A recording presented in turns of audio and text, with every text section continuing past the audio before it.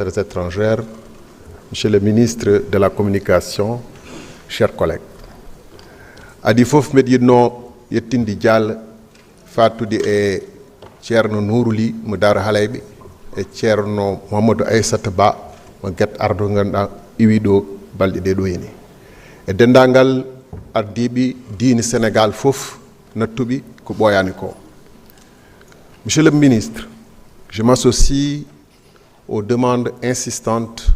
d'intervention pour le cas du président Sambi, que j'ai eu l'honneur de visiter dans son palais de Beth Salem à Moroni, alors que j'étais représentant de la SECNA dans ce pays. Mais je voudrais aussi m'associer, pour ne pas avoir l'indignation sélective, au président Bazoum, emprisonné chez lui, au Niger, avec son épouse, ainsi que tous ceux qui, dans notre région proche,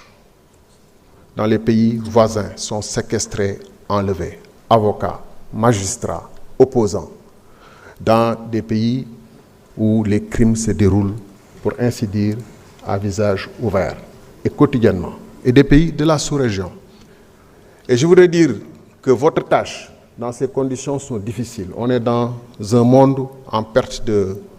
repères, où les normes internationales héritées de ce qui s'est passé après la Deuxième Guerre mondiale sont en train d'être allègrement violées par tous. Et où il est difficile effectivement d'élever la voix sans être sélectif. Comment parler de ce qui se passe au Venezuela, à Cuba, fort justement, sans parler de ce qui se passe en RD Congo, où un pays, où des pays voisins sont en train de perpétrer des crimes monstrueux, des millions de morts en RD Congo depuis plus de 20 ans, sans que la communauté internationale ne lève la voix. Comment ne pas regarder ce qui se passe au Soudan? Des populations torturées, massacrées, déplacées, Soudan du Sud, Libye. L'Afrique est tourmentée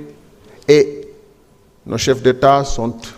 obligés, dans l'obligation morale pour ne pas faillir à leurs principes, à leur éthique, à leur déontologie, de parler. Mais on entend rarement des voix s'exprimer en Afrique sur ces questions-là. Et je comprends qu'il est très difficile parce que souvent, quand on élève la voix, on est seul. Et les populations émigrées, nos ressortissants qui sont dans ces pays-là, font l'objet de répression, comme ce qui se passe en Afrique du Sud. Et ce qu'a fort justement souligné l'honorable député Samba Diouf, c'est à son honneur. Il nous appartient de trouver au sein de l'unité africaine, au sein de la CEDEAO, mais en nous-mêmes, les ressources nécessaires pour pouvoir parler. Et c'est dans ce contexte qu'effectivement le traité de la CPI, malgré ses limites, ses difficultés, ses contraintes, le traité est une nécessité. Sinon, on vit dans un monde d'impunité encore plus grave, quelles que soient les limites. Et c'est pourquoi je vous encourage et je suis d'accord à voter pour la ratification des amendements en dépit des limites de la CPI. L'impunité, de toute façon, d'une manière ou d'une autre, on la condamne, mais souvent aussi, on la supporte, on l'applique. Dans notre pays, 80 personnes à peu près sont parties, sans qu'aujourd'hui,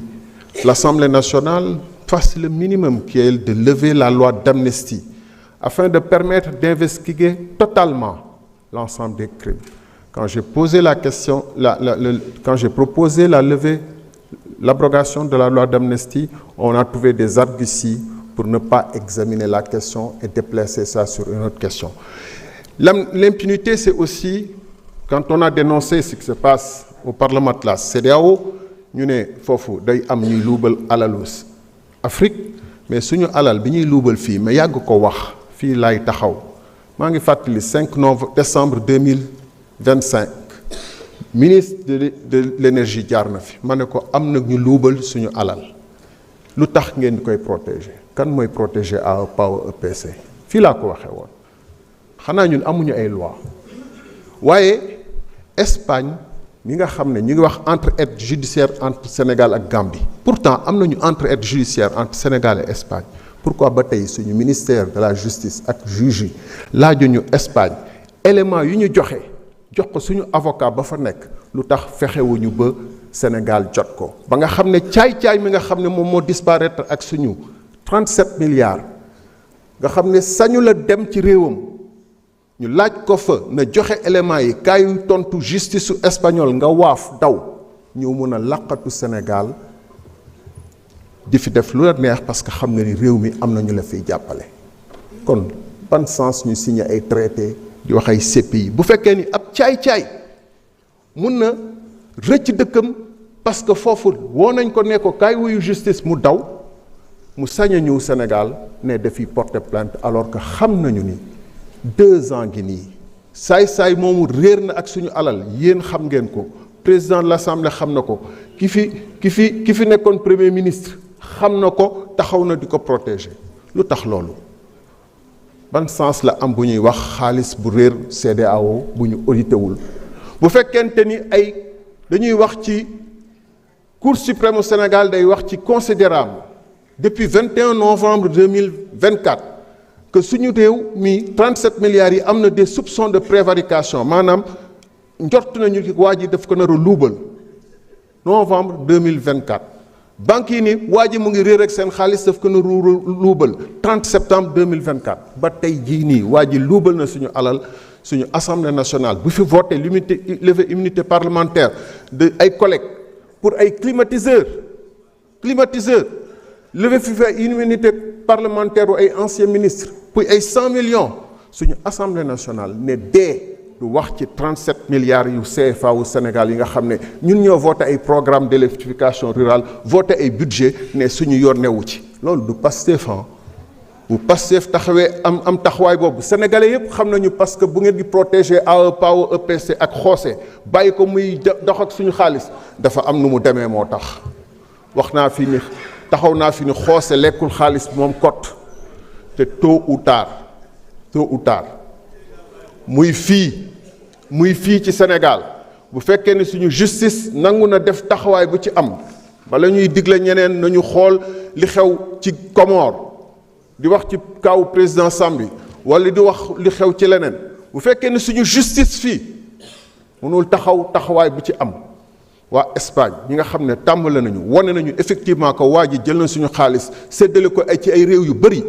mais loolu yëg ngeen ko dégg ngeen ko séddale ne suñu xaalis Côte d'Ivoire gars yi di fa fay ay avocat fay na ko ay travailleurs en Tunisie ngeen ne mes yéen waa Pastef ngeen toog ne mes di xulli di xoole mais war nañ leen laaj lu tax vous avez un problème jërëjëf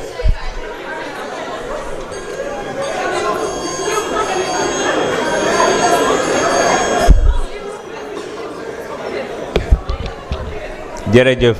soxna Khady Sarr man nga jël kàddu Awa Dione man nga waajal. Merci beaucoup président ñu ngi lay nuyu bu baax di la ziar di nuyu monsieur le ministre avec ses